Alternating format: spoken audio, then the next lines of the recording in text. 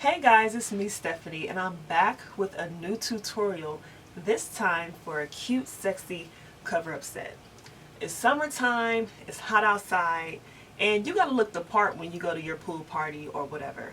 One of the most essential parts of your look is the cover-up. So this tutorial will help you or show you how to make the cover-up set you saw previously. Now what I'm using in mine is this holey type meshy fabric, just because so you can see the swimsuit through it. Now if you don't want to make this outfit as a cover-up, you can use a solid piece of fabric without holes and you can wear it as a, off-shoulder crop top and pants. There's so many different options. You can have so many different colors and whatever. So I love this style. For those of you who don't know, I am a fashion designer for PrissyDuck.com and I create clothing for tall women. So if you're a tall woman or you know a tall woman, go ahead and shoot them my way. But this cover-up set was actually a style I used to have on my website. Unfortunately, it was only a seasonal fabric, so the fabric store discontinued it. And I was sad to see it go. But like I said, since you can make it out of a lot of different fabrics and styles, I'm actually thinking about bringing it back. So if you enjoyed this video, don't forget to like and subscribe. Leave me a comment below. Ask me a question if you have one. Let me know how it goes if you do try to make the cover up. Let me know how it went for you. So don't want to hold you guys too long. Let's go ahead and get started. So to start off, you're going to need your measuring tools. We have a ruler, measuring tape, a seam gauge. Then we're going to use a marker, marking pencil, pens, scissors, and pattern paper. So you want to find a pair of pants that you already like the fit of. It has a nice stretch and everything, just so we don't have to make too many adjustments. But for the things you do need to change, you're going to take your measuring tape and make some adjustments. Since this is not a high waist style, I'm rolling my pants down and adjusting my rise. Then I'm going to take a measurement for that and make those changes on the pattern paper. If you need to make inseam changes, start with the measuring tape at your crotch and measure down to the floor. Keeping in mind, if you plan to wear heels, you're going to need to add a few more inches to get that measurement, so you can either put the heels on or get on your tiptoes for that. So after we're done with all that, lay your pants back on the pattern paper, and we're going to make the adjustments we just made when we had them on. So I'm going to turn my top part under, and then I'm going to get my measuring tape and measure my inseam and make sure that's as long or as short as I need it to be. So in addition to adding length to the pants, remember you're going to need to add 1 inch to about 1 1/4 inches for your hem. So you're going to either use your seam gauge or a measuring tape, add the length, make marks spread out across, and then you're going to connect the dots with the ruler. Now we're going to measure our seam allowance for the pants. Mine is going to be narrow since I'm using a serger, so only about 1/4 inch. If you're using a traditional machine, I would suggest about 1/2 inch. And you're going to do this all the way around, except for the bottom. You're going to leave the bottom with the changes you already made, and then you're going to cut out the pant all the way around, and you're going to have a pattern. You're going to do this for the back piece as well. For the waistband measurement, I'm just going to measure across the top of my pants. I like the way they fit, so I'm not going to make any adjustments. For the waistband pattern, start with a straight line across, and then you're going to double the measurement you got along the top of your pants. So mine was 6.5. I'm going to make a mark at 13. And then you're going to draw another straight line down. The width of this waistband is 2.5 inches. So we're going to put the ruler at 2.5 and draw a straight line across. Lastly, you're going to cut it out, and we have our waistband pattern piece. Now that we have all 3 pattern pieces, it's time to start cutting out fabric. Alright guys, I know this is hard to see because it's white on white and it's bright, but we're going to make the most of it. So starting off, we're going to pin around the perimeter of each pattern on the fabric, the front and the back. You also want to make sure you have your pants laid out correctly. I have mine with both crotches facing one another. Then we're going to cut out both pieces. Next, we're going to lay the back pant pattern piece down with right sides facing up. Then you're going to lay the front piece on top of those, making sure the right sides of the fabrics are together. You're going to pin down the inseam of both legs, and then we're going to sew them together. As I said before, I'm using the serger to make my pants. Sergers are great for sewing stretchy fabric, and they finish the edges of your fabric. If you're using a traditional machine, you're going to need to use a zigzag stitch, a stretch stitch, or stretch your fabric pretty good as you sew. Otherwise, you might rip some seams or anything like that when you go to put the pants on.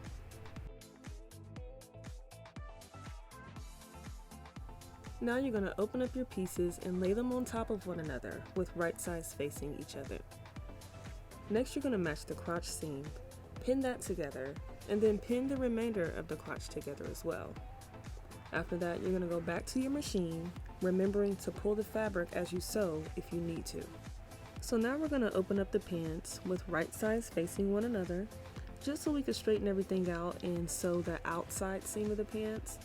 I like to put a pin at the top just to make sure everything stays even, and then I work my way down the rest of the pants, pinning everything in place.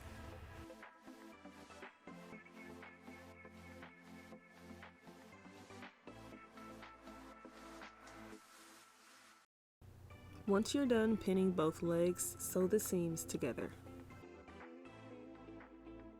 Now it's time to make the waistband. So you're going to fold your fabric over, just a small piece, and then lay your pattern piece right on top and pin all 4 corners. You're going to cut it out, and you're going to do this twice because we need a total of 4 pieces. Making sure right sides are together, you're going to pin the ends of each waistband set and sew those ends together. So now you're going to place the first waistband piece inside out, then flip the other one right side out. After that, you're going to place one inside of the other with right sides together, match the seams, and pin together. Do the same thing on the other side, and also put a couple pins through the middle of the band and then sew around the top of the band. Next, we're going to turn the pants right side out and then turn the waistband right side out as well, folding at the top seam. Pin the side seams and then place 2 pins directly in the middle of the waistband on both sides. The part of the band that's going to show once the pants are constructed should be on the inside. As you can see, my tag is on the outside. Now you're going to stretch the band and place it over the outside of the pants. You're going to match the side seam of the waistband with the side seam of the pants on both sides and pin, and then you're going to match the middle pin with the middle seam of the pants on the front and the back. After that, you're going to sew around the top of the pants. Once that's finished, the last thing to do is sew the hem of your pants. I'm doing a rolled hem on my serger, so I don't need to fold mine up at all. But if you do, all you need to do is turn your pants inside out and fold up the amount you added to your pattern, whether that was 1 inch or 1 1/4 inch. Fold that up and then sew around in a circle. After that, you'll be finished.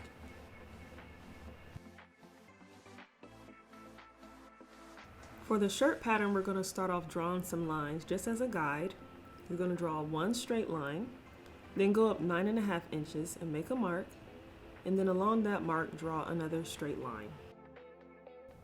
The actual length for the top and bottom line are both 6.5 inches long. 3.5 inches from the top, you're going to make a mark, and then along that mark you're going to make a line at 7 inches. Then 2 inches from the bottom, you're going to make another mark, go out 6 inches and draw another line. Now connect the marks, doing somewhat of a curve between each dot.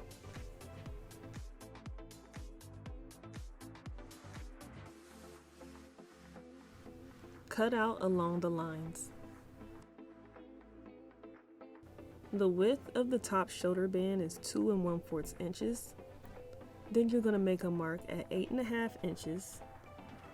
And then on the other end, draw another line that's 2 1/4 inch. Draw a line across the top, right fold on one end of the pattern, and then cut out the piece. For the bottom band of the shirt, we're going to use the same width, 2 1/4 inch. Draw a mark at 6 1/2 inches, and then draw another line at the other end. Connect those lines and cut out. Fold over your fabric and place the pattern piece on the fold. Pin it down and then cut it out. You're going to do this twice. Lay your pieces on top of one another with right sides together and pin at the side seams. Once you're done, you're going to sew those side seams together. Placing the shoulder band pattern piece on the fold, you're going to pin at all 4 corners and then cut out. You're going to do this 4 times. You're going to do the same exact thing for the bottom band as well. I'm not going to go into extreme detail on how to do this part because it's literally exactly how we did the band for the pants. You're going to lay them on top of one another, pin the ends, and sew them together. Do that for the shoulder band and the bottom band of the shirt. This part is the same as the pants as well. You're going to lay one piece inside out, another one's going to be right side out, and then you're going to place one inside of the other, matching the seams, pin, and sew across the top edge. Do that for the shoulder band and the bottom band. The way we're going to finish the waistband is the same way we finished the waistband for the pants. You're going to turn the piece right side out, matching the seams, and pin. Turn your shirt piece right side out and place the bottom band around the bottom of the shirt. Match the side seam of the band with the side seam of the shirt and pin in place, pinning in the middle as well. Now sew the shirt and the band together. Before we get started with the shirt, I wanted to show you an example of one that was already constructed. Me trying to explain it over the computer could be a little difficult for some people, so I just want to show you, give you a visual of what it's supposed to look like. You're going to lay your shirt piece down with the side seam facing up, and then you're going to place your tape measure with 2 1/2 on the middle seam. We want our pins to be 2 1/2 inches away from the seam, so we're going to place one pin at 0 and one pin at 5. To make it easy, just match up the seam and put a pin on the other side. Now we're going to finish the edge of the piece between the pins. I'm going to use a very narrow rolled hem on my serger, but if you have a traditional machine, do a very narrow hem on that. For the shoulder band of the shirt, you're going to place a pin on both sides of the side seam 4 1/2 inches away. Lay the side seams on top of one another and place the pins on the same exact spot on the other side. You're also going to need to put the pins back in place on the shirt, so that'll be 2 1/2 inches on each side of the seam. Now you're just going to match the pins. So the pin on the shirt goes with the pin on the shoulder band, and you're going to do that for all 4 spots.